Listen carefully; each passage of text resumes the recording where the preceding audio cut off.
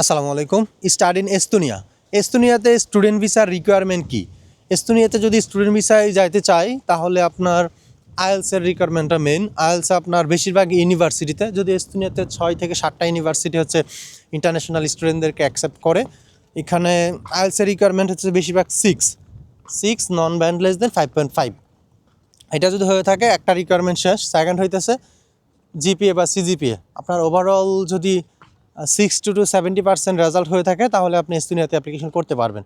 এটা হচ্ছে ফ্যাকাল্টি এবং ডিপার্টমেন্ট অনুযায়ী ভিন্ন হয়ে থাকে। প্রত্যেকটা ইউনিভার্সিটির ওয়েবসাইটে গিয়ে, ওয়েবসাইট একটাতে যাওয়া লাগে না, ড্রিমআই অ্যাপ্লিকেশন পোর্টাল আছে এস্তোনিয়ার, একটাই পোর্টাল। ওই পোর্টালে গিয়ে হচ্ছে আপনি চেক করে নিতে পারবেন আপনার রিকোয়ারমেন্ট কোন ইউনিভার্সিটিতে কী আছে, এটা চেক করে দেন হচ্ছে আপনি অ্যাপ্লিকেশন করবেন।